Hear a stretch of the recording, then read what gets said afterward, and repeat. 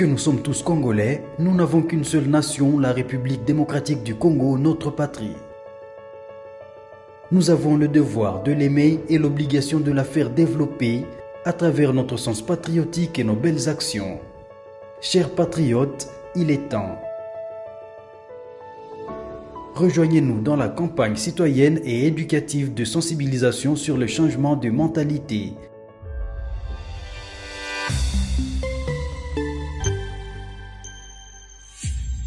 Zala, bon citoyen. Est-ce que Moulangemo a maison?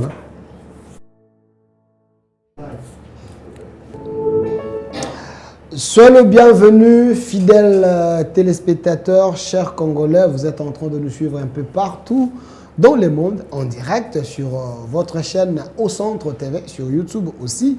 Vous êtes en train de nous suivre sur Facebook Au Centre TV et Facebook Communication Plus Télévision. Cette émission annoncée, la même émission va passer dans plus de 16 chaînes. 10e rue Télévision, BRT, One Way, Central Télévision et tant d'autres et plusieurs pages qui vont nous prendre en relais. On vous avait annoncé l'émission avec un grand, une tête bien faite de l'UDPS, parti au pouvoir, un leader d'opinion.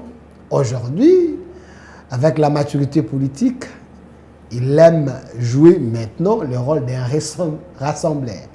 Mais la question qui mérite d'être posée, selon vous, est-ce qu'il fait l'hypocrisie ou soit il veut réellement rassembler les gens? Il s'appelle David Moukeba Kalingai. Il est conseiller principal du chef de l'État en matière des infrastructures, Nadingalo Balobi Botongi. Parce que l'émission est bilingue, trop de Français, Banamboka va comprendre d'été. Monsieur David Moukeba, soyez le bienvenu. Merci, cher ami Delphin Kassongo. Pourquoi tant que vous avez en opposition, vous avez Koloba? Mais tant que vous avez un pouvoir, vous avez le Koloba ba malette en bongo. Koloba est comme un problème pour Nabino Boloba sous terre. Botiki TV, na bateau, les gens qui ne connaissent ni l'histoire de l'UDPS, ni du pays, comme si communicateurs, ils disent n'importe quoi à la télévision. Et ça question, il y a de quoi diaspora. Bon, d'abord, ce qu'il faut noter, on ne joue pas le même rôle. On ne joue plus le même rôle. Lorsqu'on était dans l'opposition, nous étions en train de jouer un rôle défensif.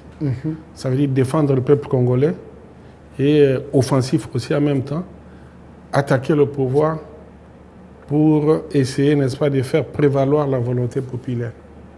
Donc, ce combat-là, nous l'avons hérité de Étienne Tshisekedi, d'heureuse mémoire. Tu continues en go, tu accéder au pouvoir. Lorsqu'on est au pouvoir, on regarde les choses autrement. Parce que maintenant, tu as conscience sur nos épaules. Les efforts que nous avons fournis lorsqu'on était encore dans l'opposition pour pouvoir changer la façon de voir les choses, la gouvernance de la République, et que maintenant où nous sommes nous-mêmes en train d'exercer le pouvoir, tout comme ils sont préoccupés, nous avons pondre des idées, pondre des intelligence, où nous avons rencontré souci à peuple congolais autrefois. Alors, donc voilà, à ce titre, je crois qu'on ne joue plus le même rôle, mais il y en a, n'est-ce pas, qui, sur base, il y a des sentiments, des humeurs, au regard aussi, il y a esprit, il y a ouverture. Il y a une personne qui va s'accaparer dans les médias, dans les réseaux sociaux pour nous n'est-ce pas, qui se dire communicateur, qui de tel, d'un tel. Et le travail qu'en principe devait faire le parti, c'était d'encadrer cette tranche. Il y a des combattants qui ont s'adonné,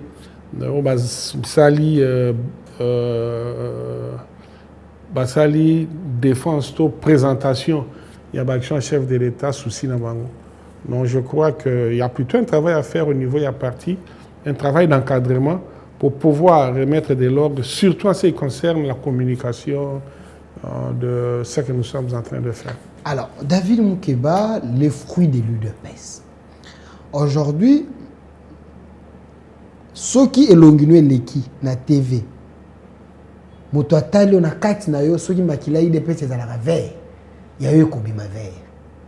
Parce que aujourd'hui, s'il y a l'échec, bilongo et kobima na liste ya liboso, les David Moukeba sont là. Ceux qui posent 5, ils ont mis baleto ya liboso.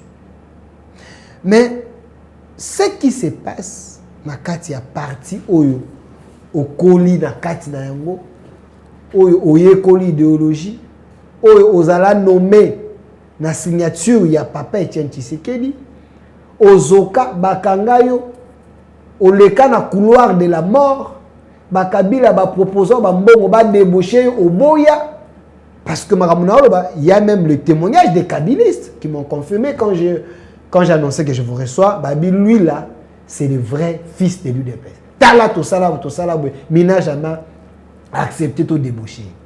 Mais UDPS au wana. Mais lelo UDPS c'est comme il y a ba marteau, UDPS c'est comme il y a ba kuluna, UDPS c'est comme il y a ba force du progrès ba changer en forme et comme il y a ba kuluna, ça vous fait quoi? Tant que botala bokoli bozana bana mais partout ya bino et comme il y a anti-valeur. David Moukeba, ça vous fait quoi? Moi, je dois t'avouer, Ndeko Delphin, que ça fait trop mal. Parce que je voudrais vraiment parler en toute indépendance totale d'esprit. Ok. Pour nous savoir que ce qui se passe est déplorable. C'est vrai, on peut tout accepter, mais on ne peut pas tolérer à ce que Tokomati n'a mort d'homme avec ce qui se passe. Alors, moi, j'ai essayé de faire une analyse intro par rapport à la partie. Je ne peux pas avoir les images à partie, s'il vous plaît. Et je constate et je note que la plupart, il y a Bilengue Oyobaye.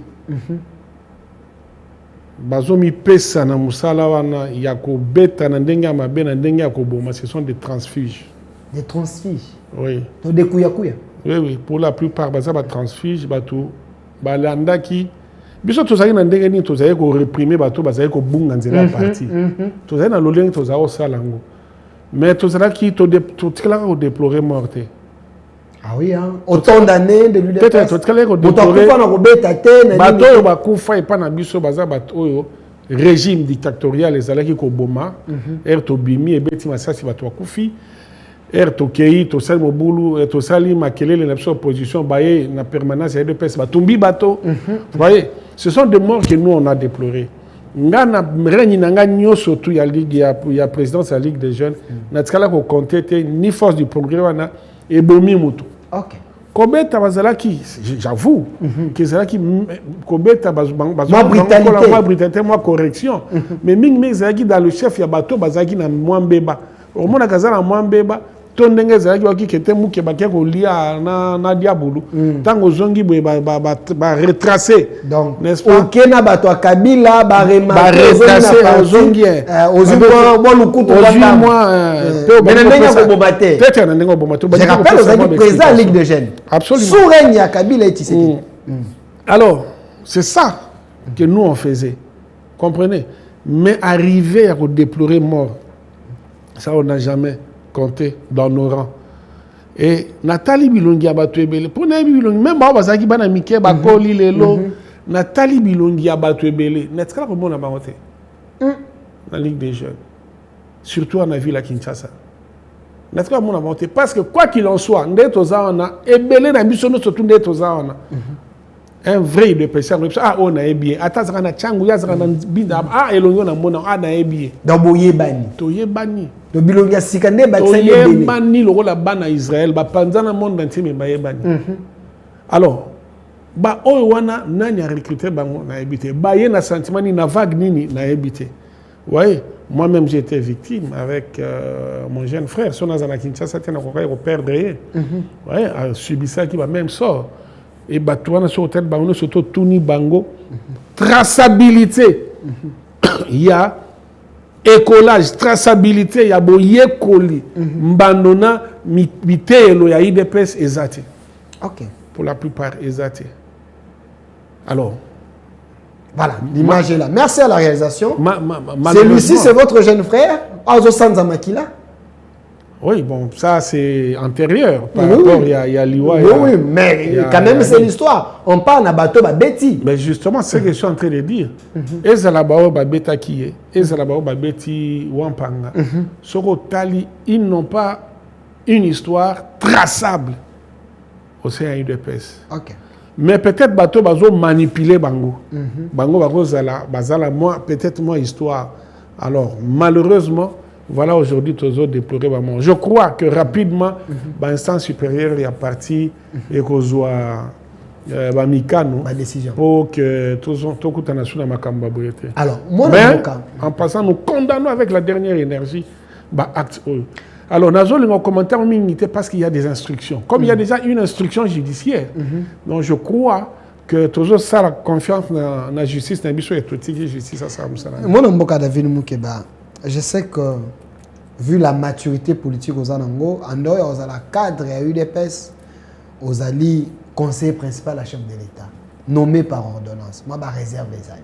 Mais awa, makambo UDPS côté la mambo qui conseiller te côté makambo candidat oza makambo ya am ya UDPS parti longola qui casquette ya homme d'état ici on parle parti o eboti il semble que ça kokufa mais tant que le dossier ya wa pangeza na justice tu peux commenter mingi procès mais il y a ceux qui pensent que o ekomeli wa panga. C'est parce que vous, les leaders, bino bato bozala ba opinion na simana bino bato bayo kakabino. Bokoka na ko se surpasser pour na ko sauver l'UDPS ou les patrimoine. Na sens ni. Devant le conseil spécial maître Eberond, conseil spécial à chef de l'État, bokenda ki bino nyonso.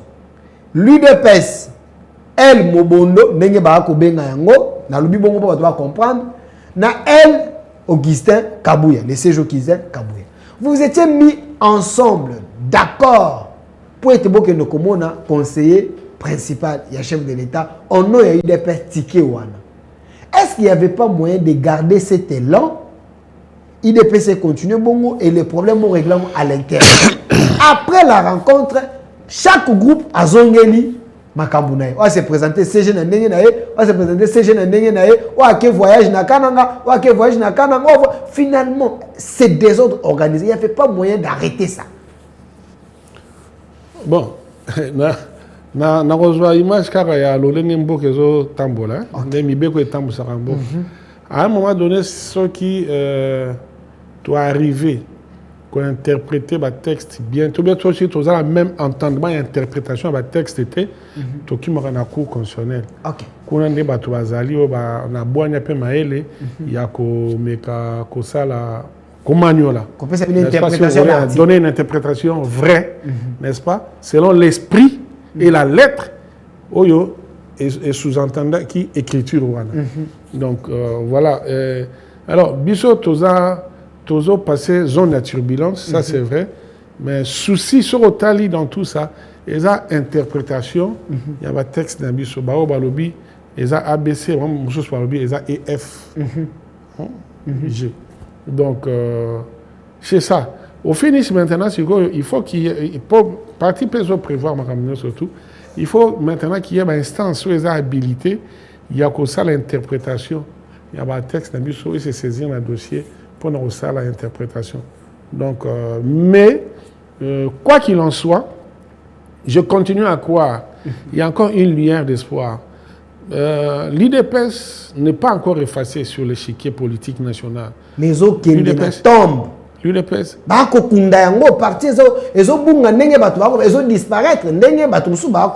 Et si je me mets à la place de l'opinion qui pense que l'UDPS est en train de se perdre. Non, il y a un désordre qui est installé. Organisé. Un désordre qui est installé au niveau du parti, mais je doute de croire à la disparition de l'UDPS. Parce que il y a encore des âmes très disposées, n'est-ce pas? Il y a qu'à reprendre le flambeau pour relancer l'UDPS. Donc, on parlait maintenant, là, si on a disparition de l'UDPS, c'est ça, moi, passé. C'est ça, pendant moi, passé. Mais la vérité, moi, je passe. force ya parti tango autorité de référence na yango aza na posa ya soutien boa ko soutenir. Est-ce qu'aujourd'hui on peut dire que l'UDPS soutient le chef de l'État na ba combat aza nango? L'UDPS Par contre, l'UDPS est en train de tirer les chefs de l'État vers le bas. Parce que l'idée, il y a l'UDPS, l'UDPS a sillonné, Congo Mobimba a mobilisé, a la libosso à Makamounios. Mais aujourd'hui, il n'y a que des spectacles désolants au sein de l'UDPS, aile gauche, aile droite. Courant est bimi pour la simple et bonne raison que tu as interprété de la même manière tes textes. N'est-ce pas?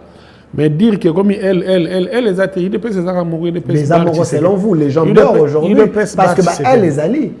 Dans le Bible, moi, tu vas courant, mais tu n'as surtout sur l'UDPS bar Tshisekedi. Ok. Tu montes à l'UDPS Kabouya, tu as l'UDPS Deo. Azate, tu as l'UDPS bar Tshisekedi. Donc, on a un dénominateur commun. Tu as effacé dénominateur commun en Azate. C'est vrai, toujours. Tous les tergiversé dans le numérateur pour nous A plus B plus C, mais dénominateur commun, c'est l'UDPS Tshisekedi. Ça, c'est un élément important à retenir. Quoi qu'il en soit, quoi qu'il en coûte, l'UDPS restera l'UDPS Tshisekedi. Nous avons vu le Moukeba. Nous avons continué la polémique, mais c'est important dans toutes nos questions. Parce qu'il y a une opinion qui pense que Bino Baoko est chef de l'État. Il y a gestion en Bokate. Mais vous allez conseiller principal. Il y a chef de l'État. C'est vrai dans la matière Morosongolo. Mais vous avez l'occasion de le voir peut-être. Lui-même, le chef de l'État, sait qu'il y a des désordres au sein de l'UDPS. Il avait parlé de la vitalité démocratique. Na sens où vous avez la UDPS, na sens où il y a Serina Bino, Serina Bango, où vous avez un débat dans la partie, vous avez s'échanger, débat périqué, même à casse, mais bobini, bopé, ça n'importe. Mais vitalité démocratique, il y a Tikarawana. Il y a un autre élément dans la UDPS. Il y a vitalité Koulouna dans la UDPS, s'il vous plaît. Est-ce que, comme autorité de référence, c'est vrai, la Constitution a interdit à gérer parti. Il ne peut pas appeler les gens en privé et donner les orientations. Makambo Nyoso ici, la IDPS qui est Bosso. Donc c'est lui qui est en train d'entretenir ça ou bien comment? Non. Au moins, le président Félix Tshisekedi a une longue histoire de démocratie, une longue histoire d'état de droit. La démocratie, alors, oui. Mais est-ce que vous alors, si lorsque le président de la République parle de la vitalité, il y a démocratie, effectivement, tout le monde est loté. Et bandi bisokala, na yebso que tous aïe ko sala ngomé to bomanarate. Vitalité à démocratie wana. C'est du fait à ba élément incontrôlé. On a besoin de transfuge.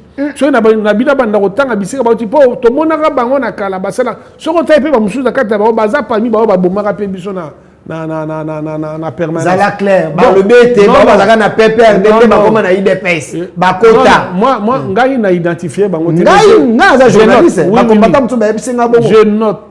Je note que ce sont des éléments incontrôlés. Ngana je en tant qu'un des grands responsables de la Ligue des jeunes, on a tant fort. Il y a dictature, il y a Kabila, mais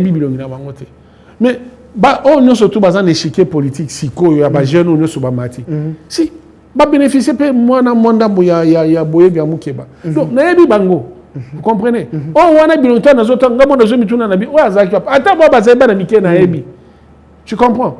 Donc ce sont des éléments incontrôlés sa vitalité à la démocratie. Chef de l'État pour comprendre la vitalité. La vitalité, c'est une bino. Je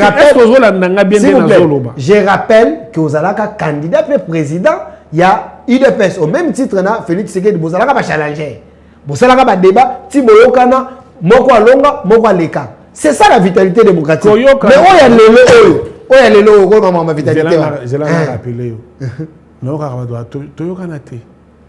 Mais en âme et conscience, dans le bas devant, c'est le cheval qui rassure. Je suis convaincu en moi. Devant, c'est le cheval qui rassure. Au-delà de tout, C'est le cheval qui rassure. On a dit que c'était le cheval qui rassurait. Nganaza hyper convaincu que Félix Tshisekedi sera président public depuis 2011. Donc, on se retirera na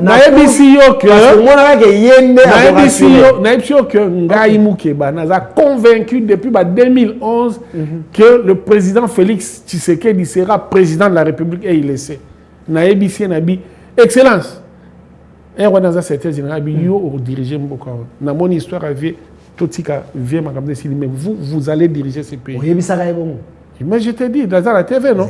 Ça veut dire c'est là.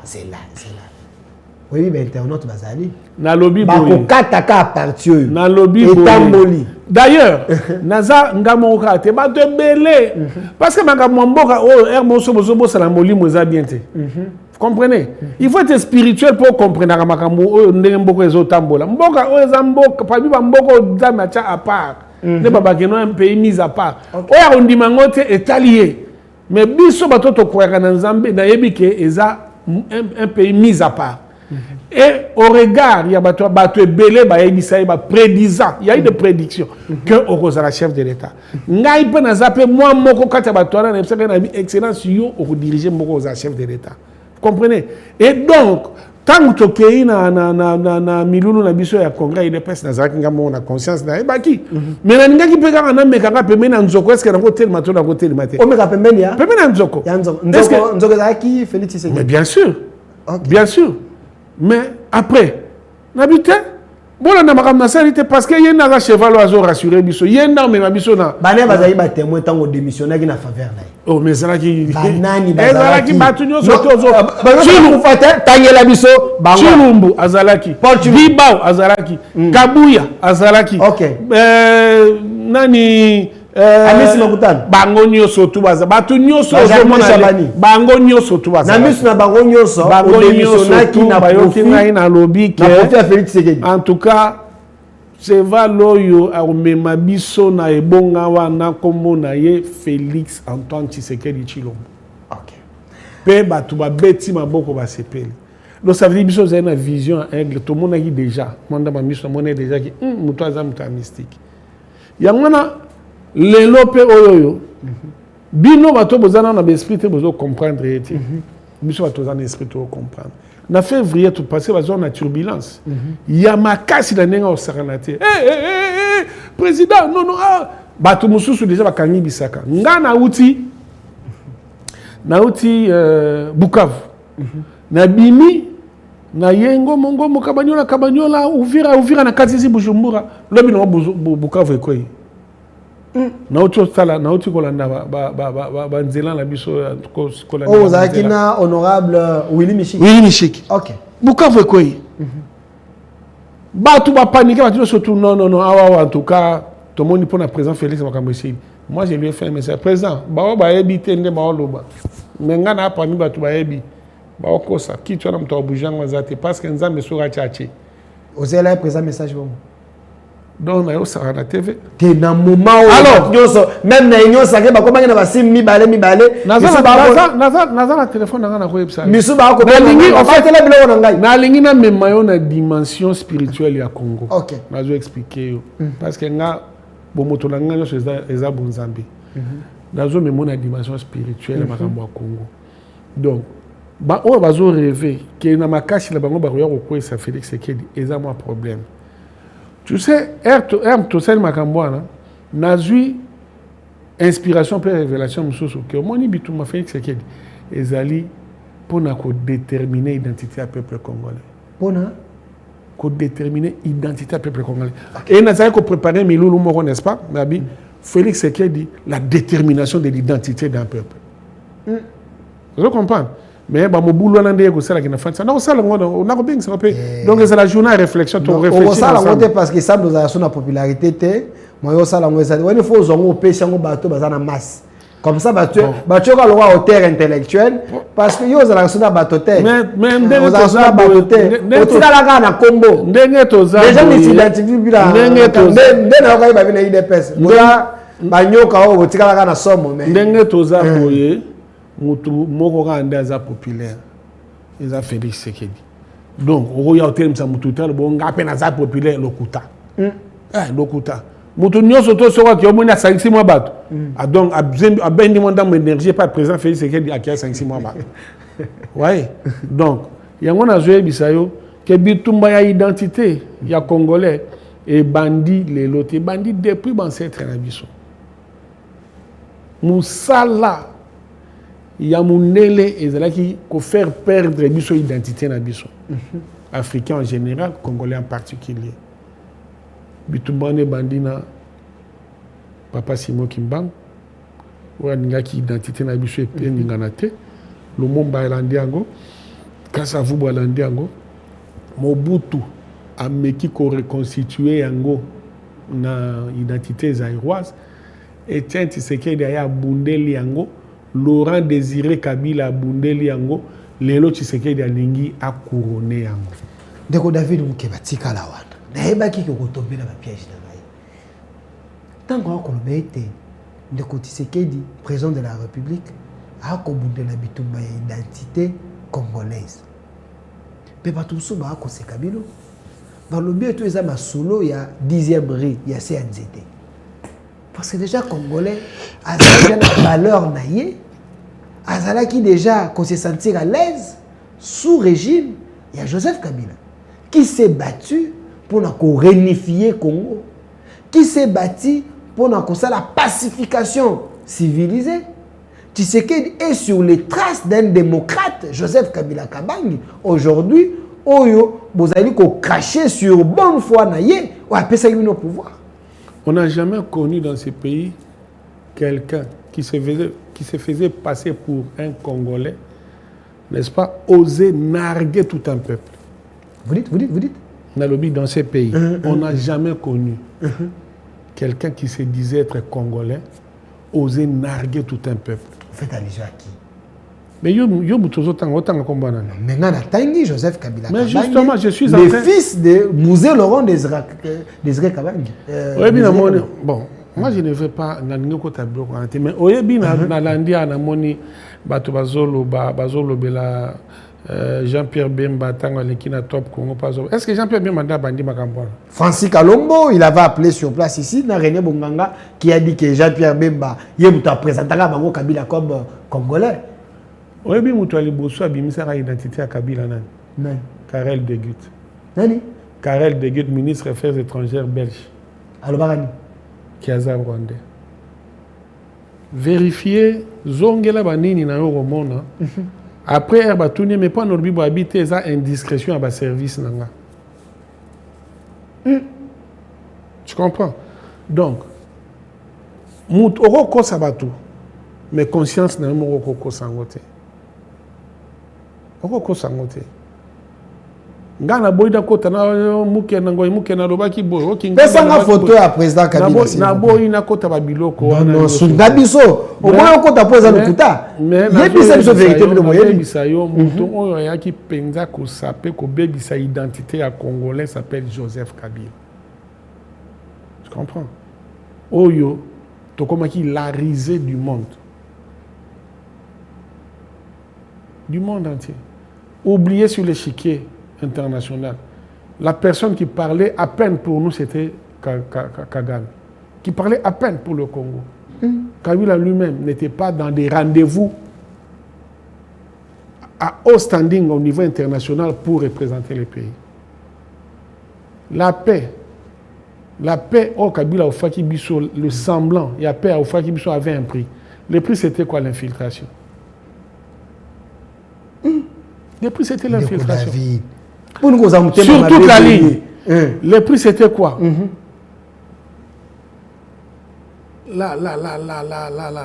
Disons, Bobomi armée Nabiso. Kabila avait tué l'armée. Soldat de son état. Vous savez, le seul pays au monde où le président Félix a armé et a composé dans un groupe hétérogène sur RDC. Or, armée et Zalaka, un groupe, bien entendu, peut-être hétérogène, mais composé de sous-groupes homogènes. Ça veut dire que ceux qui ont une unité qui gagne. Donc bino surtout boye bani na filière à formation na bino na makamunyo surtout o boye koli na boye bani bobujarate bozali boke na bino. Alors ma boke wana nyoso neso basangisa on les forces armées. Mais malheureusement tozaki na unité moko okokuta oya sala formation na Uganda, oya sala formation na Angola, oya sala formation na Rwanda, disparate. Oyo azui nani règlement militaire na eto ordre militaire na ayekoli yango na portugais o kuna ayekoli yango na kingana. Donc est comme une nébuleuse, est comme un monstre à plusieurs têtes. Ça c'est le travail de Kabila.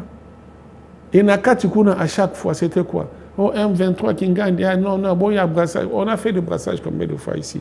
C'était pour infiltrer le pays à tout le niveau. L'administration publique, les milieux politiques, les services de renseignement, les services d'intelligence, tout. Oui. Et lelo oyo Tshisekedi. Oui, Lukuta ezalaka na sukana. Ah, Onyoko c'est la chef de l'État Makambo. Du moment que nous avons les images. Tant on le bien qui une armée hétérogène. Donc j'ai l'impression que vous êtes en train de contredire le chef de l'État. Il avait trouvé une armée structurée. Votre compréhension est armée structurée. En fait, ça veut dire que Bino, vous lisez les apparences, vous ne pénétrez pas l'intelligence pour nous comprendre des démarches à Moutezani et Moutazo. Mais laissez-moi parler. Yo olingaki yé, nano simbi machine nyoso toute pour ayeba ABC na ngweza ndenge nini aba na ko lobote za wete. Il a caressé Kabila dans le sens ya Paul. Oui. Le temps pour lui de s'enraciner. Et c'est là où au monangeno Félix Sekedi t'es Lamine Yamal. Ah oui, ah oui. Ah, Lamine Yamal. Donc c'est un malin. Est-ce que Lamine Yamal est malin? Mais question le but, alors pour caresser Kabila. Donc à cause de Kabila, c'est un malin. Et tout ce qu'il a entrepris. Alors respecter l'accord. Et tout ce qu'il a entrepris. Donc à cause de Kabila, il a créé des frustrations. Accord nous non respecté. À respecter. Il y a encore ça sous M23, c'est la sous Nine. Toi, il y a aussi la Rwandais parti à Mabéné. Mais ce que ça, il y a un des commissaires parce qu'il avait promis. Donc, Azam, ta parole d'honnête. Attends. Il y a un commissaire et le commissaire qui se crée du place Wana Zali, n'est-ce pas? Ils ont notoriété politique, ils ont poids politique, na parti naïe. Et commissaire place Wana. Il y a un poids politique. Besoin qui va député comme s'il faudrait parler d'un poids politique. Poids politique, selon la Constitution, c'est ça le nombre de députés. Quel est le poids politique? Olingo Ipsana qui est biso tozaki na mboka oyo. Le PPRD na calcul politique sur terrain à l'écart qui UDPS. Vous avez une prétention, vous pensez que vous étiez plus meilleur que les cas. On n'était pas plus meilleur, on n'était pas plus meilleur. C'est ça la prétention. On n'était pas plus meilleur, on était plus grand et on est plus grand. On était plus grand et on est plus grand. Tozaki seul, bisonne toko benga batu baye, sans peut savoir un capé batu atondi koleka. Tozaki seul, bisomoko. Déjà à l'époque, depuis Mobutu d'ailleurs. Nous ne date pas de Joseph Kabila. Joseph Kabila continue de se fanda. Et il avait peur de l'UDPS. Ngam n'a présent Ligue des Jeunes. Au cadre, il a peu perdu dont j'étais le nom. À côté d'un gars, David, est-ce que tu sais que tu étais le cauchemar de Kabila? Est-ce que tu sais que tu étais le cauchemar de Kabila? Wana au cas de Pépé dans la Nazo Loba, Azoe Bisanga. Mais bah, il y a un cauchemar dans Bangote. Et pourquoi on a comme un cauchemar? Parce que nous avons qui va valeur à l'UDPS. C'est ce qui a fait de moi ce que je suis. Donc je te dis que Kabila n'a pas laissé les... Non, non, non. À reconnaître qu'il grandeur na biso. Na émission on a ça dans des qu'on a bino na lobby. Nazo tout na failo na bi vraiment tabino meko. Failo même dans ses rêves les plus fous. il pouvait s'imaginer que Nzambe peut pendant la Bonzambe na ino surtout afin de qu'il y a un pouvoir tandis qu'il y a des personnes zawana.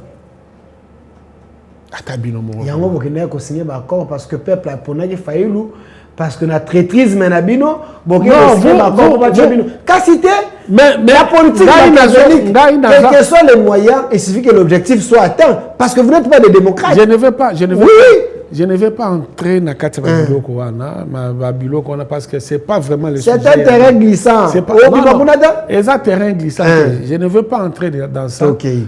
Parce que sur une logique, il y a pouvoir, tu as perception pouvoir n'engue salamara n'engue tambolaka au monde à cœur, surtout en Afrique. Donc il y a toujours des moments où on peut parler sur une sentir déjà que dans un faible, dans un choix, dans un faible, dans un choix. Donc, dans le cas Delphin, n'a pas de moni et simba souté, mais n'a pas de pardon, tikangata na bombo yoko barengati. Ah donc accord on zaki ngwana. Kabila qui se sentait faible, aye koluka tike d'habitude non, tike langa ko barenga ité, pour fouiller dans le passé té. Moi je ne vais pas fouiller dans le passé. Ce n'est pas un secret, que Kabila est parti affaibli, que Kabila est parti parce qu'on ne voulait plus de lui, les Congolais ne voulaient plus de lui. Kabila est parti parce que la communauté internationale en avait marre. Ce n'est pas un secret. Donc aujourd'hui, nous confirmons que les gens qui sont à l'Est, les gens qui sont en train de se battre, et ça sur base d'infiltration, par non-respect, il y a Maloba, président Tshisekedi d'après ça qui n'a pas moi que nous n'avons pas. Ce sont des frustrés. Bango bayi baza frustré. Tshisekedi est un dictateur, est un tyran. Bango se bat le belo, moko bananga, bafwa tous ces gens-là. Donc c'est vous la base. La ABCO. Batuno surtout autant on a problème na bango ezara problème ya kwanga na bango. Baza siko bakutani na président Tshisekedi parce que président Tshisekedi a zobunde la peuple congolais. On peut tout dire. Parce que le président Tshisekedi bitumane est un peuple congolais. Lorsque je parle de l'identité, c'est dans toute sa grandeur. Comprenez? C'est dans toute sa grandeur. Et peut-être mais bon, émission, on comprend dans même plus tard, 5, 10, 15 ans après, que Bitumba a fait ce qu'il y a des choses qui la biso, bon, somi na biso, identité na biso, au Kabila baby ça qui pendant longtemps. Et wana, il y a un moment qui est un esprit. Donc, Zela nyonso tout au Rokende. Oui, que terre promise, c'est là, il y a un pembeni à Israël, et pembeni qui a place, il y a Égypte, non loin. Mais ban Israël va ça 40 ans.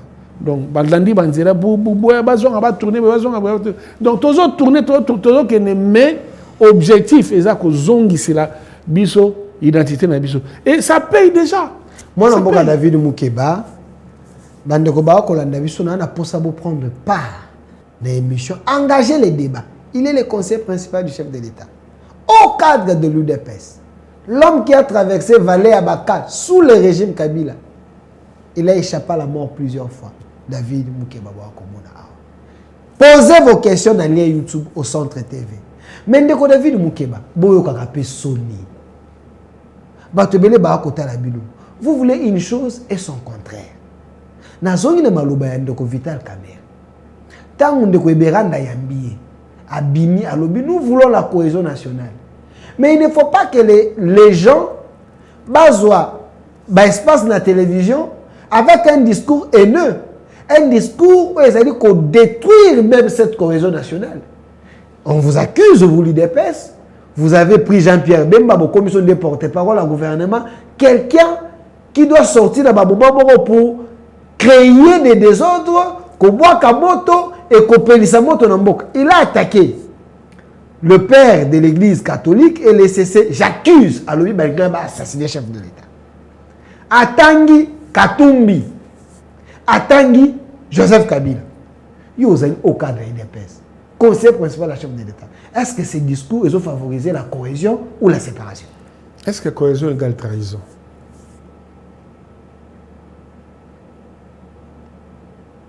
Cohésion égale trahison. Mais tout le monde a bien. Nazo tourne. Est-ce que cohésion égale trahison? Donc, ceux qui m'ont trahi, mais yo au nom de la cohésion, eh bien voilà, on reste bouche bée. Je crois que marge à manœuvre exatée entre cohésion et trahison. Exatée. Intersection peut. Non. Intersection peut exatée entre cohésion et trahison. Ils ont deux concepts diamétralement opposés. Très opposés. La cohésion, c'est sur base de l'amour. Eh bien, la cohésion, c'est sur base de l'amour. Si vous avez besoin de la trahison, Bolingweza. Banane va trahir. Non, tant que Jean-Pierre Bemba le BT, après là, il y a un projet pour assassiner le chef de l'État. Est-ce que vous ne voyez pas que c'est dur?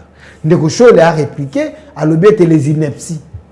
Est-ce que fonctionne un homme d'État?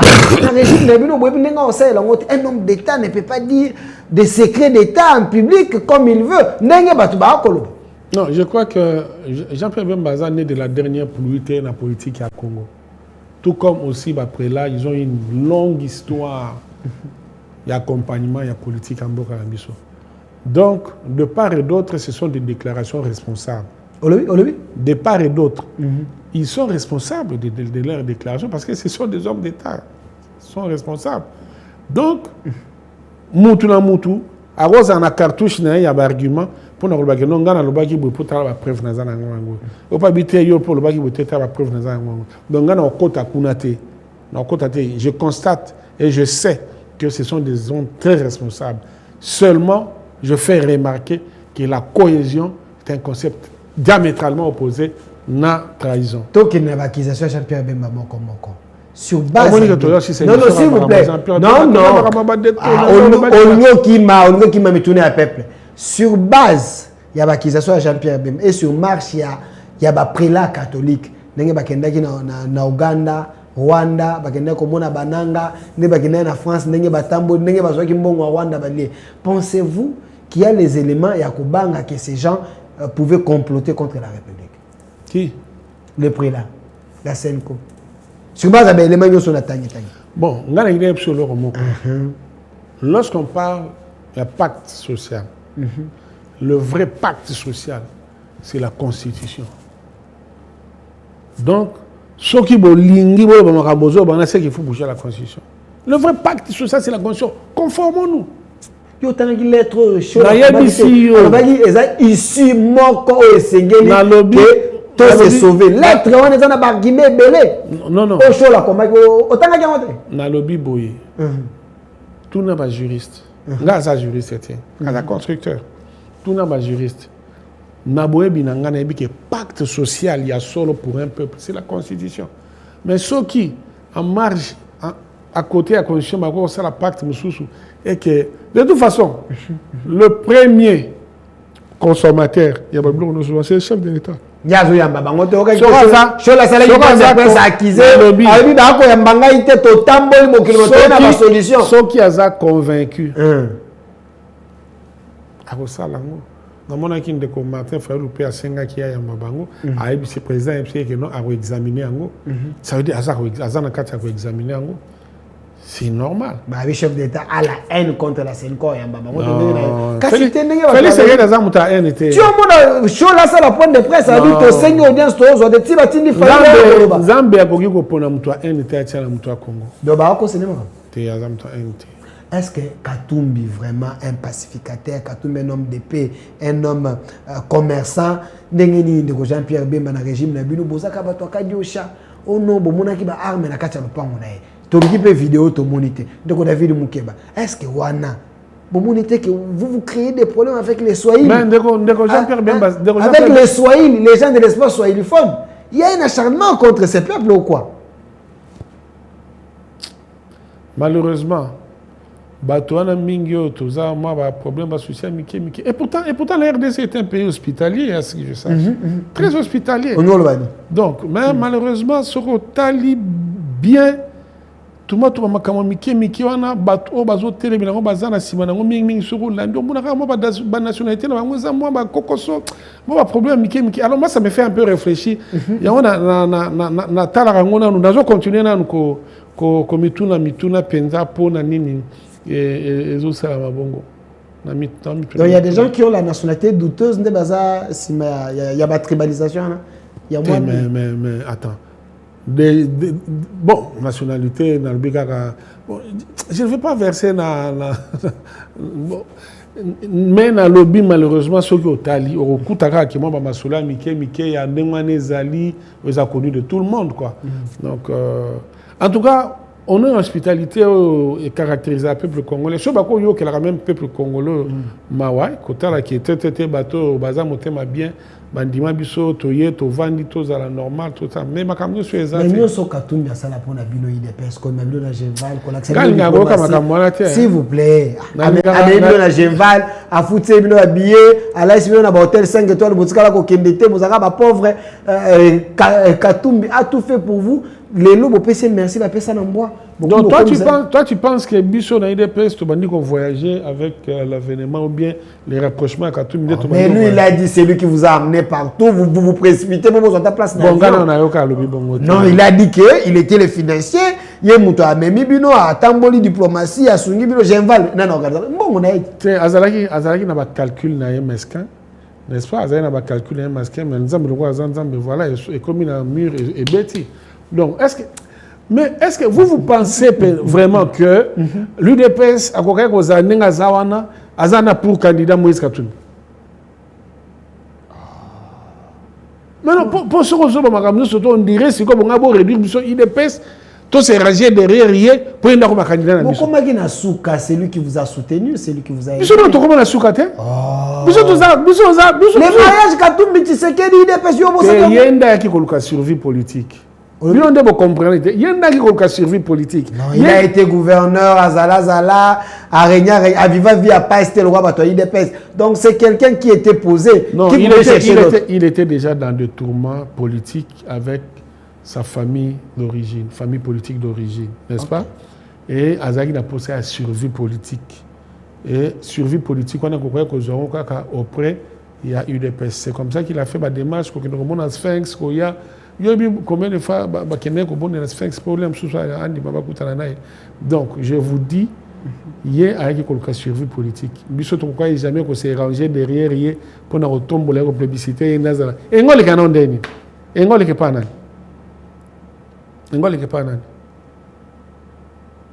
photo le beloni mais quand c'est on voilà que nous avons bénédiction oui a nous avons bénédiction moi na mboka David Mukeba tu continues à terrain très glissant. Awa, batu ba kotala. Mais tout nous ce qu'on a kotuna yo na titre na yo ya conseiller principal ya chef de l'État. Na matière ya motongi tongi. Congo to ki chasse comme Kabaseli. Soki mbule beti ki chasse dindi. Soki mbule beti batu bazangi bisika kolala. Mais bino bozaki batu liboso. Nous sommes les ingénieurs. Mokonzamboka a eu poste à Kabaka Tabongo, à Mamio, ordonnance au Batbako, nous côté de veiller aux yeux. Conseiller principal à chef de l'État d'infrastructure. Mais boni qui chasse avec Maboum, Congo Oyo, par contre, Buka Bandaku, tu as comme une clarté, Moussala Moussala Kanine. Boubou te boit comme ça la sonne chef de l'État.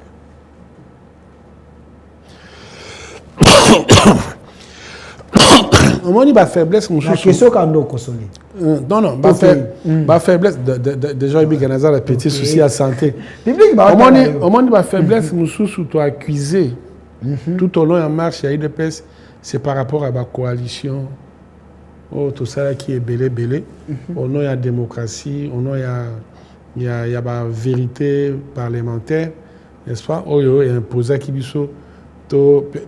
justement aussi après. De part et à Kabila. Donc, ça ne pouvait pas se passer autrement que rapprochement entre UDPS et PPRD.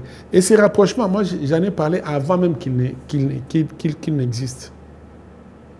Bateau, que l'air est arrivé pour que l'UDPS travaille avec le PPRD. Baébi Place Baza. Donc, du coup, ma faiblesse, il fallait se présenter. Parce que nous n'avions pas les mêmes valeurs, le même ADN. Je ne dis pas qu'il y a une UDPS qui brebis galeuse bazaraïté. Bazapé, toujours déploré, toujours le bango. Tu vois? Mais déjà, Maria Joana, et c'est là qui m'a camébélé, est raté. Mais le président n'a pas baissé les bras. Gouverneur Aliboso, tu parles de Kinshasa. Gouvernement de Boussoto, tu as Kinshasa, c'est un régime de Bisso.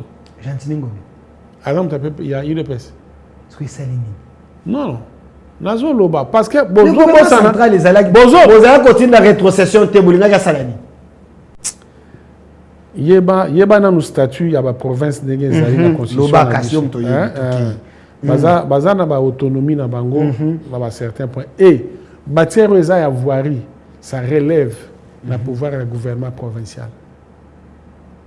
Ok? Donc chaque province a en place politique et voirie pour développer. C'est ça. C'est ce que ça veut dire. C'est ça constitutionnel. Alors, gouverner autour de la il a pouvoir. Mais à chaque fois que le chef de l'État descendait dans la rue, sur un problème, il sermonnait. Oui, il sermonnait, mais le chef de l'État n'a pas seulement la ville de Kinshasa pour nous suivre, ni encore moins Bisso. Autour a pouvoir, il y a ça la suivi, mais autour a pouvoir, il y a décider. Sinon, il y a ça un rapport pour nous dire voilà, tout le monde m'a. Je vais vous dire une chose. Rapport. Bien sûr. Je vais vous dire. Si, ça c'est notre travail. Je vais vous dire une chose. Ok. Au moins du procès à 100 jours.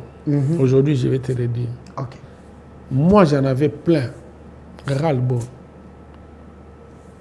que à telle enseigne, na luki ndenge nini to corriger makamona finalement to ko corriger yango na ba procès ndenge ba procès. Oui. Tout ça li Bokassa. Bokassa est présenté ba faiblesse ebelé. Ngana ke ko visiter na monde non. Malgré que ça qui nzela béton mais ba faiblesse ebelé. Route Bokassa. Oui, okay. Avenue Bokassa. Nabinzelo ko vanda te. Na meki na commis na moni ba présenter reza wana tozala directeur de cabinet Vital Camer. OK. Ba présenter rezali. Le ba présenter reza j'ai fait quoi? Na keko luka ndeko amisi. Nani? Ndeko amisi. Amisi ne? Makutano. Amisi Makutano. Pesa luki na yebse na bi omoni nzela on eza ba problème. Kende kuna sala émission de crier yango peut menacer que au memanga la justice pour nzela c'est là yom to tinda ki amisi mais oyeba na amisi allo ba bongo pour sauver nzela OK accueillir sala émission prise en charge par moi-même na j'ai rédigé na plainte que no fundanga comme ça moi je vais quand même dire parce qu'on peut pas accepter ça c'est l'UDPS toluki ba tournure pour nous recadrer. Mais bon, la suite, je vous épargne. Marambézé est belé, mais en face de nous, on avait un esprit qui ne s'accordait pas avec l'esprit que nous avions. Vous voyez? Lélo Oyo, Otozanae, Azanaï, dans la tête à ville. Daniel Bumba. Produit de l'UDPS. Mais, ma prouesse sur Azosala. Olobi? Ma prouesse. Moi, je pèse mes mots. Je pèse mes mots. Nous avons des sérieux. Écoute-moi. Carrière nous aussi la question Oyo s'il vous plaît. Malembe, comme Malembe. Daniel Bumba ça la prouesse. Malembe. Toké Nazali. Naza avocat n'a été. Mais ceux qui le Kambeza ezali. Toké. Parce qu'aujourd'hui, il y a des avenues Oyo et commis qu'on a remise en état. Net dit. T'as la maille à moi. Oh, Kinshasa géré par Daniel. Est-ce que you habite la maman, tu as? Quand c'est ça, vous savez, on a bien, on va faire la maman, on trouve solution. Maman, besoin de crier. Et ça, Moussala Kabila Tikagiti. Oh, Kabila va nous sous-souter. Au fait. Oui, vous restez Kabila, c'est la tête. Est-ce que Oro Yoganan? Lobakas. Parce que sur Bozo Kantango, et ça, Moussala, et ça, mis les lots de Saliba Maïbo. Oui, Moussala, me fait 5 chantiers à la République et Tika, Namboka. Bateau, baza technicien, de bazo comprendre Madame Nazolo. Les lots, et comment on tourne dans le boulevard. Tant que nous sommes là, mais ils retournent dans le boulevard. Pour Nanine. Ben, oui, ami, nene, au Belge, Tika, ils ont même maman, ils ont un fleuve chinois, il y a zipi, à sali, à presse, à ignorer carrément. On a 5 chantiers, on te baby ça. Mais ça, on a 5 chantiers. Nous avons aujourd'hui de sérieux problèmes. Bissika et Belé, va tenir compte, il y a l'aspect et Belé. Vous comprenez? On a ignoré les aspects liés à la démographie. Ville à Kinshasa, ezalaka na combien d'habitants belge atika kiango lelo toza combien d'habitants toza na mituka boni tambola na banzela et par rapport à mituka ane sengela mso tout ça la banzela ya lolenge nini tobosani même ko revisiter bassin versant na biso pour toi est-ce que bassin versant toza na Kinshasa awa ya ngonde zo fonctionner quand normalement lelo oyoyo ba avenue ebelé et comment ba affluence sur les obeta. Ça veut dire qu'au terme de la balabala, au tali quantité ma ezobima na balabala na ozomi mono ndiye ozana na fleuve to na nini. Est-ce que tozui ba donner nyonso to na poto ba lolenge ni na ko dimensionner ba nzela na biso, lolenge ni na ko dimensionner ba caniveau na biso pour to drainer mai. Donc il y a makambo eza ebelé. Oza makasi na plainte hein. Ngana zo la plainte, ngana zo défendre. C'est prévoir, s'il vous plaît. Ngana zo défendre. Au ba peuple était. Peuple ba kota la yo. Gouverner c'est prévoir. Vous avez l'ordonnance, vous êtes au pouvoir pour résoudre les problèmes il y a peuple. Mais c'est ce que nous sommes vous playez au nom des autres. Mais c'est ce que nous sommes en train de faire. Donc dengo fandiawa. Venir à Mickey quand on a gouverné dégagement. C'était difficile, c'était impraticable. C'était impraticable. Yo kokoli kana avenir du livreté.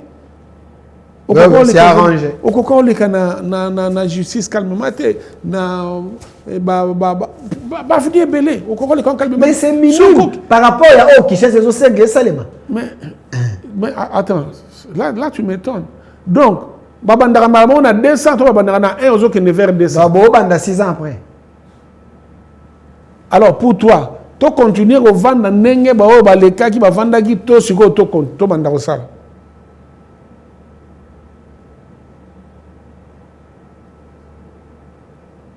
Maintenant là, les Congolais sont en train de noter, de constater. Quand ça n'allait pas, ça n'allait pas. Les Congolais sont en train de noter, de constater qu'il y a quelque chose qui est en train d'être fait. Olamkana tongo okuti ba inaugurement nzela olamkina tongo okuti ba inaugurement oyo olamkina tongo okuti bazo sala oyo lobi kuno okuta bazo sala rocade donc kwanza complicité à réalisateur non amala mbosali ka ezaka oyo na mona pe na projet ngo on est ba carte bino ba ta présidence na comprendre nzela oyo mais biso ba ta présidence sala nzela te biso ba ta présidence to kenda ko landa to sala ba suivi net nzela oyo tango ko beba bato komona ndebino bato présidence est-ce que nzela ondenge salami wakado esami na ba norme nango esambe ke tikala ozala te projet chinois révisitation à contrat et salami mais na komona on dirait nzela oyo ezalo kwa bombe bocheni bato na maboko un jour ko lipe ko bombarder yo étant qu'expert conseiller principal ndenge ni doa komona no makamnzela oyo nzela zo salama ba bazo salango ce sont des techniciens ba sali ba étude ba quantifier le leng na ko salanzelo ce sont des techniciens comprenez donc ils ont salama na ba norme nango mais à chaque pas à chaque avancée il y a toujours n'est-ce pas des évaluations à mi-parcours pour nous là est-ce que tout ça liango et la ninenge to kanisaki est-ce que place to commisiko to rectifier to continuer donc c'est ce qui est en train d'être fait mais non, on vous reproche vous David Moukeba, c'est comme si votre expertise est limitée parce que Banzela Nyonso eza ko salema après une année 2 ans Nzele ça les baby après une année 2 ans Nzele baby mais bino par rapport au la chef de l'état so basali Nzela vous savez Nzela ngo ko sala 5 ans et ko sala 10 ans qu'est-ce que vous faites avec vos rapports est-ce que par rapport scientifique ou par rapport politique? Bon, on va continuer la discussion. Mais tout n'a pas qui non non. On continue la discussion. C'est ça très technique. Ah, très technique. Quand c'était pas toi, Banzela ça combien ça paysage unique. Bon bibi 2 ans après Babadeli, bon finalement. Vous faites des rapports. Alors, il y a mon toujours là-bas. Ce qui est pour Salinzela. To Salinzela, to moni après quelques temps Moukenzela on est baby. To zana ba o to senga biloko to lobaka. La garantie, n'est-ce pas? Avant tout ce qui a eu marché, il faut appeler ça une garantie. Il y a soumission, on a un réseau soumissionné, après ça garantie, il y a restitution d'avance. Sur la 5 papiers, c'est un bon ndambu, il faut être couvert par une garantie. Après ça garantie, il y a bonne exécution, garantie à bonne fin. n'est-ce pas? Oh, bah, au fond, c'est un petit tamoro boy, bah, raison que c'est là. Donc, bah, garantie, que ceux qui vont malfaçon, ils ont constaté pendant que tous les nous expérimenté, eh bien, au Yarozonga, au Salelian, au Salelian, mais garantie, on est quand même, il ressemble à Moussala. Est-ce que c'est le Si cas? il faut absolument, tous les vraiment très regardant par rapport à ça. Il semble que Banzela, Moko va remettre bon 2 fois, 3 fois, 4 fois. Kaka mes bateaux na solutionner qui on a besoin qui ba voyez na bango qui bien mais l'état est au salam salat so muta salinde wana ba okanga ete wana zo ba okanga to koti dossier à détournement moi na mboka David Mukeba yo zo muta ba valeur. Ça vous fait quoi quand les gens détournent bambongo Banzela? Ça vous fait quoi quand les gens surfacturent ba kilomètre à Banzela? 1 kilomètre c'est marana combien? Mais moto abimisi tala devi monene. Hôtel bobi au devieux il faut passer la Congo mobile. Mais nzoka ka moi ba kilomètre ndam. Et bon à l'état eza ko tambola bongo baza ko détourner ngo baza ko surfacturer ngo. Bino bateau ba na état de droit les peuples d'abord. Vous ne voyez pas que vous êtes en train de détruire ces peuples au détriment de la privé? Nde esika oyo ozomona que le président Félix Tshisekedi a une valeur. Le président Félix Tshisekedi a une couvrir paix. Parce que bozo kanseke makambwana e bandi sikoyo. Makambwana e bandi sikote makambwana e bandi tokuti yango. Alors bato ebele bazana na ba pesanteur ya ba ADN wande bazo continuer ko sala biloko na ba détournement. Oui. Nazo ba makamba. Bato ba ça les bateaux bo remplacer? Eza mais yo quand tu changer monde. To changer monter entreprise tozo sala nango bato tozo na bango na ba cabinet ba nini saka bato tozo ezaka continuité tozo continuer ça makambo l'état. Alors ebele na ba intérioriser dimension anate makambo ezaka osala makala mais régime ezalaki en place Rwanda bazalaki na liberté d'expression ni tozo nango lelote na président Félix Tshisekedi liberté de dénonciation ni tozo nango lelote na président Félix Tshisekedi yangona bato bazako koyoka yango te bazape komona yango te mais bango na sphère wana bayebi ke makambo na ezaki kozala mais lelo déjà le fait qu'il y a ça dénoncé ça veut dire que toza déjà na kati ya processus ya okene vers éradication ouais yango nozomona muto akofana bien te kingani asali boy oya asali boy tu vois yo kanisi président Félix Tshisekedi po amema budget na niveau tokomi asali Congo mususu asali Congo mususu asali Congo oyo batwana batikaki na budget na bango batikaki wana ya muke wana mais mbongo wana eske ezalaki pe kaka baza ça nango nini nous surtout ezalaki na poche ya bato. Je ne suis pas ici en train d'expliquer pour na redédouaner régime oyo ya biso soki bamabe ezali to dénoncer yango to lobela yango ndenge neti na biso na dénoncer ki makambo ya avenue Kasavubu Bokassa donc na sali moi mécanisme nanga pour na dénoncer yango donc to dénoncer tu vas pour na couvrir mutu te mais je vais seulement expliquer que bizaleli ozomona oyo ça date lorsque le président public a exprimé que non ce que les gens ont fait dans cadavre ça veut dire quoi akuta yango na lolenga ko sakanate atei bato abino no photo tika bakambo boeza bien te budget oyo nazako le président Matisi lelo Matisi on a mbonga poche ne Matisi on a mbonga akuta na Congo ça va travailler ba sele ya gudi basala code minier au Kabila tikaka mais c'est que vous êtes des bénéficiaires sur les résultats que Kabila code minier makamoto zozo ambo et 5 chantiers de la République et d'ailleurs bon à minerai révolution de la modernité et d'ailleurs bon à minerai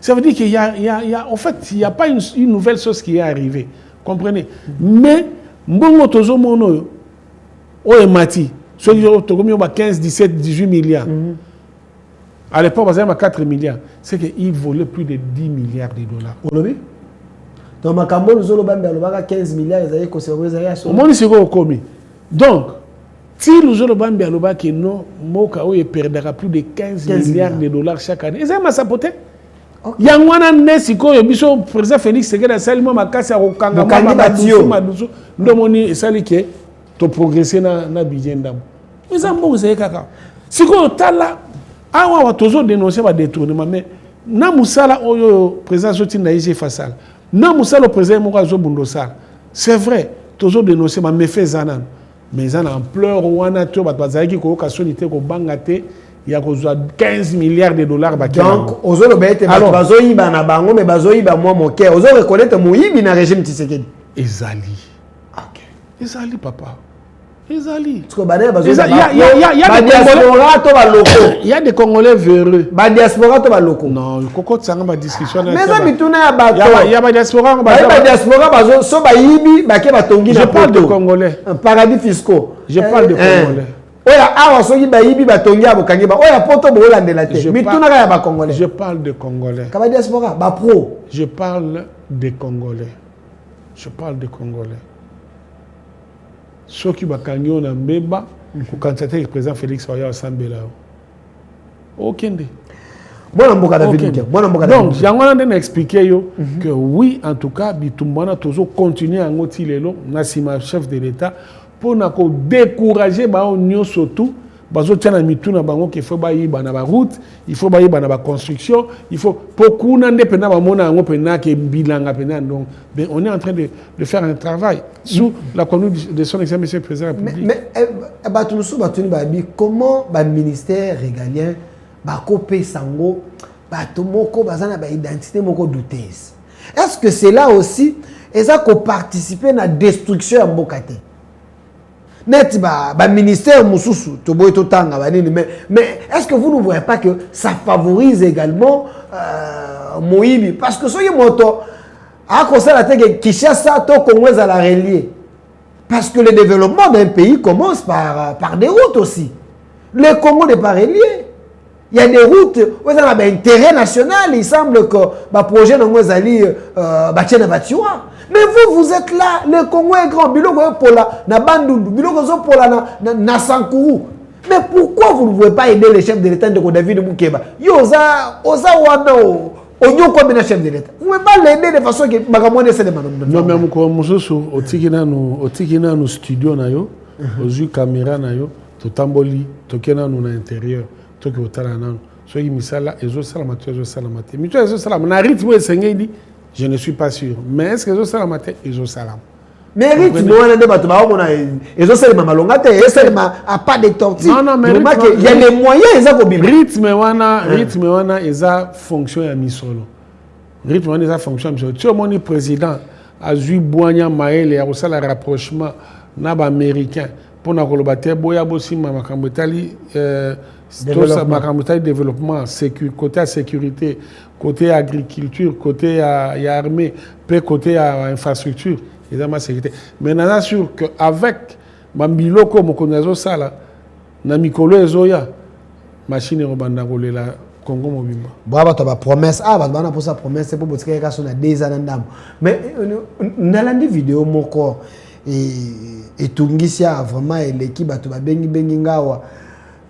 Le quoi na zuyo na otika hotel de quoi la ndepso na poto abaki del façon constitution David Moukeba tunai PDL 145 territoires avant les élections ça là qui campagne monene awa oyebisi so PDL une réussite voilà ce qu'on a livré voilà bande ko balobi PDL wana ezaki nde cadavre na kati kuna donc kuna nde ba problème ezali kuna assemblerie détournement ezalaki biloko esalami ndenge esalami te na phase ya liboso les gens se sont donné le luxe ya koyiba bosola mboka ko détourner yo ozali conseiller principal ya chef de l'état d'infrastructure donc botongi bandako banzela banini yebisa biso nani qu'est-ce qui se passe na projet wana PDL lelo bosuki wapi ezo continuer to esuki nango. Bon, je crois qu'il faut vraiment ça à part des choses. Et là, qu'on reconnaître Liboso, c'est que le programme, c'est un programme inédit dans ce pays. Et c'est un programme présidentiel. Chef de l'État. Non. C'est porté par le gouvernement. La vie présidentielle, parce que Makani, c'est pas chef de l'État. Comment est-ce qu'il a boosté le développement dans Mboko Nabiso? Il a pensé à PDL 145 territoires. Ça veut dire que le programme de développement à la base.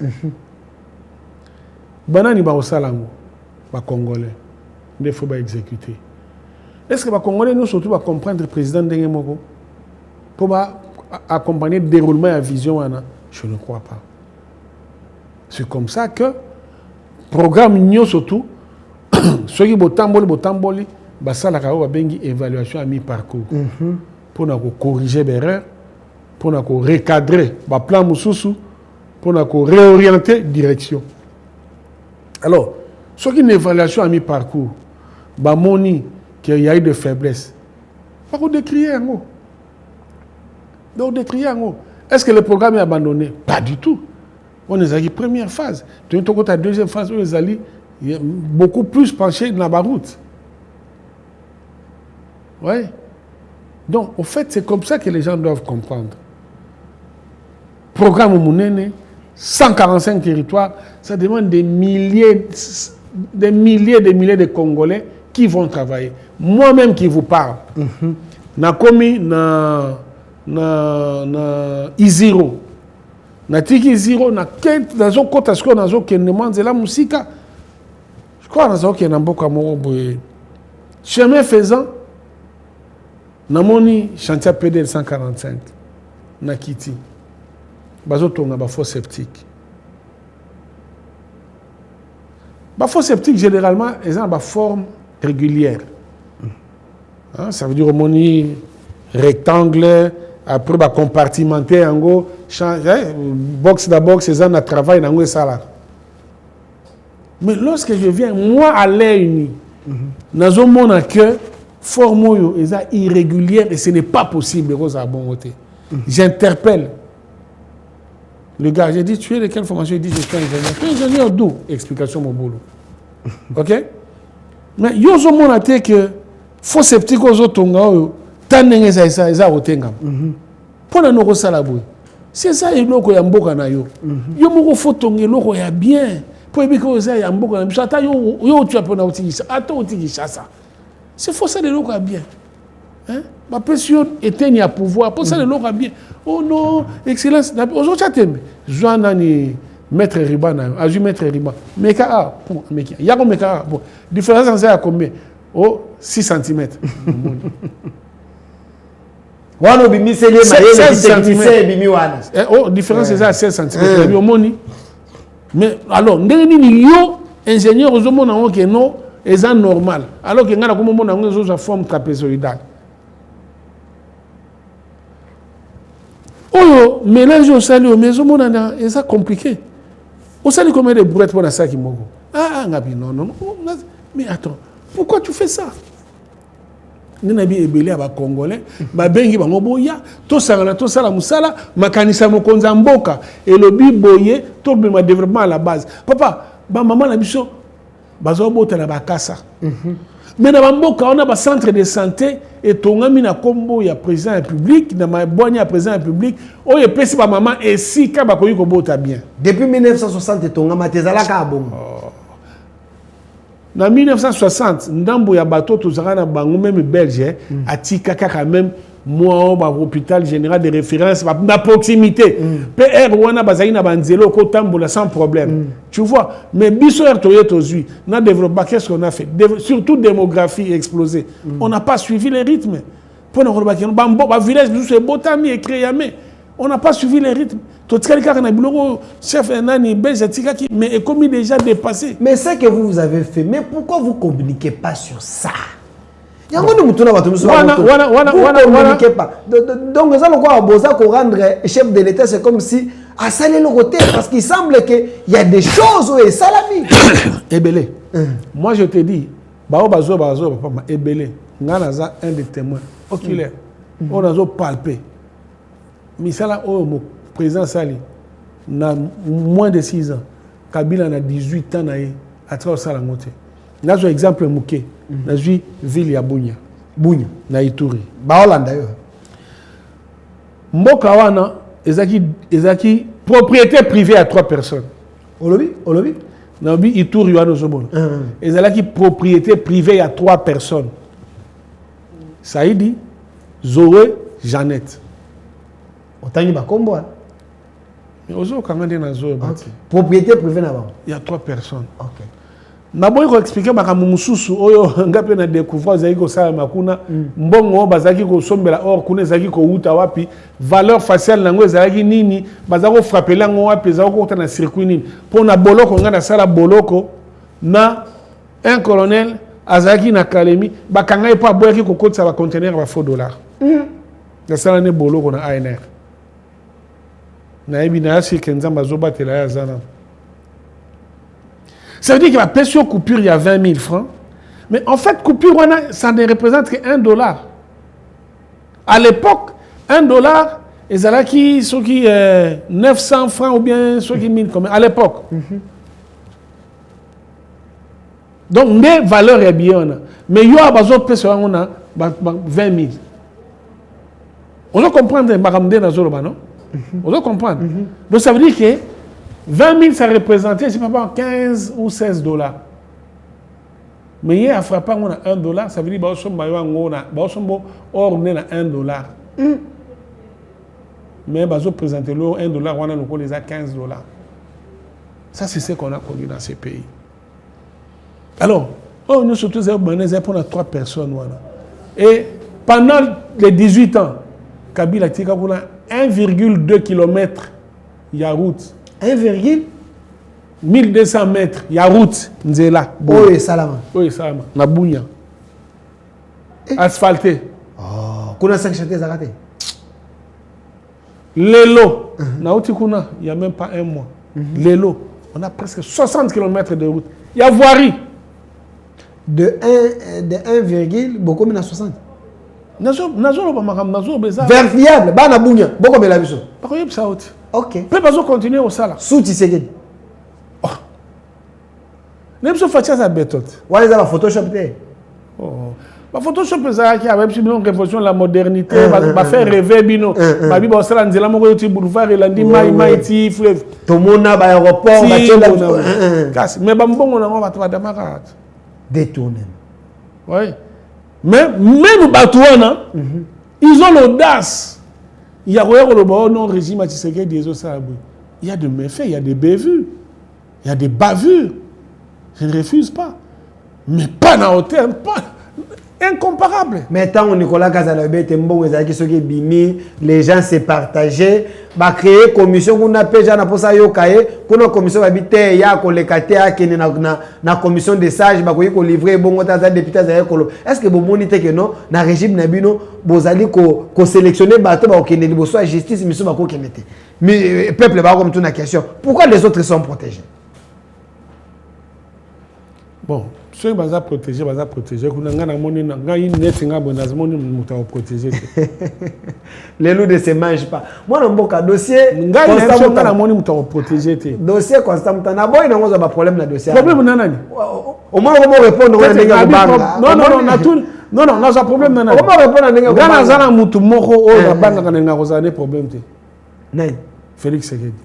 Moi, mon dossier constant, jeune le quoi yo mais peut-être ce na bengo jeune na bengo demi papa na bengo papa on a vieux on a vieux donc il faut qu'il y ait une retraite politique. Alors, la politique retraite c'est ça. Alors moi na mboka David Mukeba dossier Mutamba jeune mais tolandi awa ba rapport à commission yo tango landi ango et ça le bon ko yo ka été marché à monnaie bino bato ebi hein ba procéder à marché ndenge zalaka avant ya kotonga bolekaka wapi et ça la kaboni et ça la kaboy. Est-ce qu'on peut recruter une société pour tonga prison et ça quand a des personnes? Est-ce que on peut avancer l'argent pour la construction dans le marché de gré à gré 60% au lieu de 30%? Est-ce qu'on peut construire, on peut déjà verser l'argent dans le compte Yamoto sans que moi babisika bokotonga? Tout ça c'est dans les dossiers. En fait toi éviter que tu n'as pas question mususu o nem se comme on a que donc, la commission. Je vais répondre. D'abord, sincèrement, je m'interdis. Il y a qu'à discuter sur une instruction judiciaire. Le Cameroun a déjà. On a beaucoup à justice. On a beaucoup à justice. Et on a un parlement qui a biloko bakuti kuna. Wana okolo banayo. Sikoyo. Ezaki secret c'est le secret. Nazo kota nanga na kati ya makambo wana te. Parce que justice c'est celle makambo nango parlement peut c'est makambo nango mais Nangina bondi car il n'est l'eau moko. Mais société qu'on s'attaque construire dans Moutoumoko. Oui. Société. Qu'est-ce qu'on s'attaque construire dans Moutoumoko? C'est là non. Société. Pourquoi on a besoin de 2 personnes? Il y a 2 travailleurs. Selon rapport à commission. Selon rapport à commission.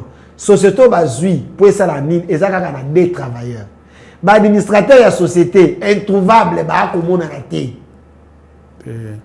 Déjà pour bazoa mikanda ça veut dire que l'administrateur va à cause ami balé à cause ami ça tout. Donc balibi que ce babi va tous amis balé tous amis ça tout. Ça bango. Ce que mon sola ce qui peut pas y là non moi je suis pas là. Non ma compte qui m'a cambolé des hommes ministre. Ko bino bozolo ba que société ça qui sera la 2 personnes. Rapport à commission bisoté. Alors nga nazo réfléchir pour appeler dans un entrepreneur. Et c'est chocasse. Nazaki ngamo big boss la société. Les loups ne se mangent pas tout qui. Non. Mais Nazaki na ba travailleur permanent. OK, baza na engagement moko boye permanent. Il y a un journaliste. Nazaki soki na gagné marché, n'est-ce pas, na recruter. OK. La société est belle, on a mallette carte d'attendre. Est-ce que na ba norme? Est-ce que na ba norme c'est comme ça? Oh. Est-ce que selon les normes c'est comme ça? Mais est-ce que batona nous sommes bloqués le pourquoi qu'il ne soumissionner? Lorsque tu vas pour soumissionner, donc un gars on a que déposer na sombi kaye na nga appel d'offre na zongi na travailler ngo na sisi na kangiango na kena déposer. Mais na kati kuna so bien que notre bazana poser à batu boya profil pour non sala musala patati patata surtout dans la construction ingénieur qualifié architecte qualifié na solo na bango voilà je suis en train de soumissionner na musala boya na sala déjà na bino on a travaillé na bino to pour na rejoindre n'importe qui na rejoindre batu na ebi donc on a ko sala on a constitué quand na ebi qu'on travaille na batu. Est-ce que le marché de guerre l'état copé à 60%, la place selon loi n'est prévoit 30%? Copé à 60% de directement. D'abord, terme, on a marché à gré, mais il faut qu'il y ait des arguments, n'est-ce pas, pour soutenir pourquoi marché va faire passer en de gré à gré. Et Rosala, urgence, Moroboye et Rosala, nature, il y a marché, sur les marchés, bien hautement sécurité, ou bien, il y a un hexagone, ça qui va tout bailler, ouais. Donc, et ça existe. Est-ce qu'on peut payer 60%? Il y a bon demandé. Selon la loi, il semble qu'il faut avancer 30% au fur et à mesure. Mais bon, d'abord, paiement surtout est conditionné à la garantie. OK. Ça veut dire ceux qui m'ont dit que non, marché au poteau foot à 30%, il faut sécuriser peut 30% la banque. La banque n'a pas capable de Koloba. Bon, ça est 30%. Ce qui a bungi, ngai banque n'a pas de foot. Ce qu'on a qu'à marcher au Moutambazu, il faut respecter. Ce que ça respecté, ils ont et l'autre, on a scandalisé. Il semble même que si quand il y a une prison, on a qui s'engage, il y a un rapport, il y a PG après instruction. Ah bon, on a commenté, on va régime des problèmes. Alors, moi, je David Moukebata la caméra. Mais il faut bosser là. Bosser là, Marambo, Bozomo, Bobotra, Ramon. Quel est le spectacle? Monsieur a appelé, mais c'est un congé politique. Dans lobby, hein. Makambo, Bozomo, dans les lots. Il y a qui, toi, ça dit boy, bâtiment, pourquoi tu as ça dit boy, le bas, mais Botra, Ramon, en côté. Est-ce que Bakongle va pour ça, ça veut dire que 100 jours, on a zongi là. On si c'est là, peuple congolais, je sens que Canada. On va 100 jours au Bénaki à Missi, au PC dossier, à Kenda Funda, pour passer à l'Anzela. Moi, 100 jours, ils ont. Est-ce que vous avez mais non, vous avez un président. Caméra Zaki directeur à cabinet de Bon, 100 jours, ils ont accordé. Mais il faut que vous tournez. Mais quand on tourne, ils ont posé la présidence. Non. Au moins, c'est quoi aux autres déplacés. Et ça veut dire combien? Ça veut dire que ça veut dire que si on a conseillé, na komi ko kene na ki otuna na bata justice que nous sommes bon année zo toté na kena banque bazo c'est bon c'est pas mon travail. Qu'est-ce que ça sonne na bino? Ce n'est pas mon travail. Soni ko lata mutu nengo ni sotumbe muke ba soni otika la kolata nga ata mukolo mote. Wande misu makasi. Moi na mboka tala caméra ba congolais ba retenir nini na présence na lelo na émission ni no banza ki koloba olobité ndeko fayelo lobi camp de la patrie.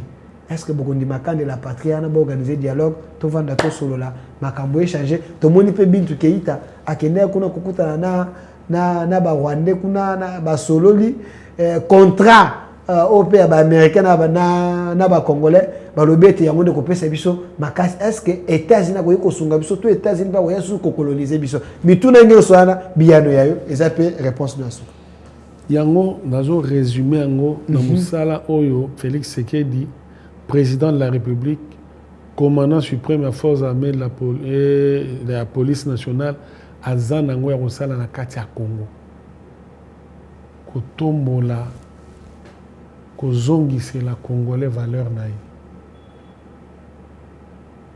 côté wana je crois que malembe azo gagné ba point et tozo kende liboso depuis 1997 oyo ba groupe armé les autres défilé na Congo ata na wese bakota ya bongo te ata na wenze bakota ya bongo te ndenge balingi bazozwa bazobima bakei mutu alobaka na bango te depuis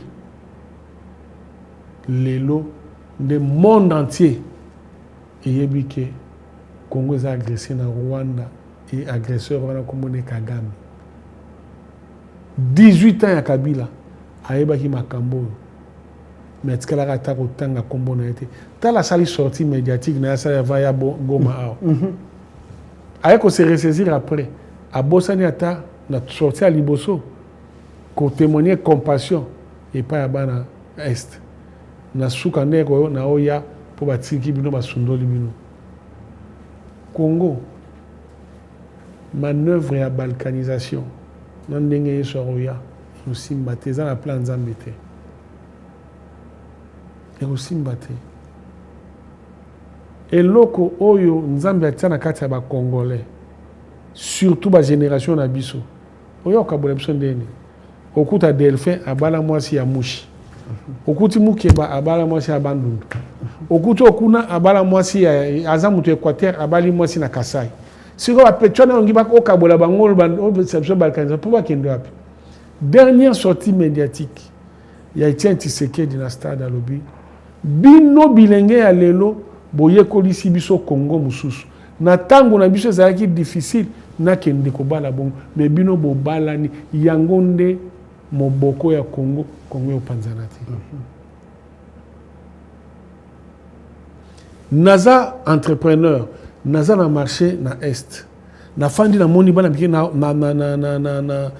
na baraka na moni bana mike bazo sakana bana ngo balobaka lingala te mais bazoyemba nzembo ya lingala nabi we kuya est-ce que oyo na yo kilo lingala isi yo lingala mais ode momwimbo ya lingala siko kolo nzembo wana nani numero son yebi we son ni yetu webi bato ebele basala musala ya cimenter unité na Congo sans que ba miyeba OK ya liboso ba musicien ya mi bale ba joueur OK mais tu as dit nani pour tout trésor ya biso pour tout trésor ya biso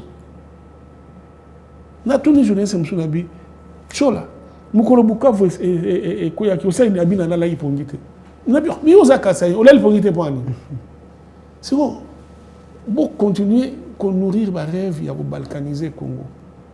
Je crois que les Américains ont compris. Il y a une souveraineté à RDC, Bossimbangote. Et qui a fait que Batouana va comprendre que non, Mbeba Ezawa, c'est Félix Tshisekedi. Bon, le bâti va voyager à Minga, c'est la boye. Le bon résultat. Mounela qui ne va pas non. Naba face, tout le monde confondu. On pointer du doigt. Yo Kagame Moussal Mabi. Kagame comme il ça. Alors il va. Si c'est qu'ils ont manipulé même le chef de l'État. Il faut qu'on apprécier mission. Mutuna mutua azanango na mboka na ye o etinda mi pa nzambe apprécier. Mission Tshisekedi ngwana. Azo munda pona développement wana ezali poto fanda to lia to keneli boso. Mais mission na makazi ya ko zongi sa identité à peuple congolais. Merci. Mwana mboka David Moukeba, c'était profond. Est-ce que c'est le mot loba qui vous en a pour se retirer? Peut-être et choquant qui va tout pour me coller plainte comme au tambola. Failli le porter plainte, Kabila porter plainte. Est-ce que le retiré? Naza on a le nerf au Bakissa. Mais tant ils Naza ils l'ont retiré. Merci. Dans le bac ils choqué. Bon, à porter l'armure de combat. Merci Mwanamboka. David Moukeba, au cadre de l'UDPS, malgré ma envoyé l'UDPS à Kimi on a évité ce qui a un peu sanction. Tout le monde est parti. Mais merci d'avoir répondu à notre invitation. Je précise qu'il est également conseiller principal du chef de l'État en matière de Botongi Tongi. Mais tout n'a pas congolais. Ministère Oyo, Oya Banzela. Bakoki kopé sango batamaele ya Congo te. Wande batu na kingai na yebite. Batu maele ya Congo. Bon répondre na lien YouTube au Centre TV.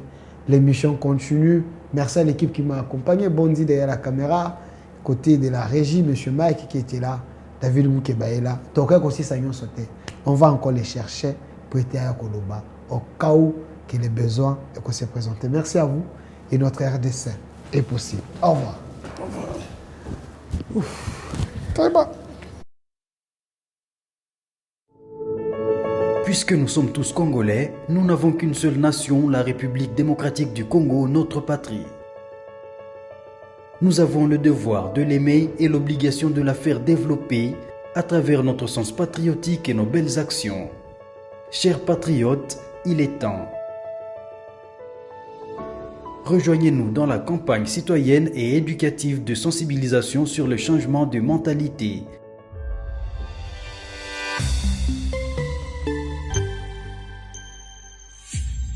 Zala, bon citoyen.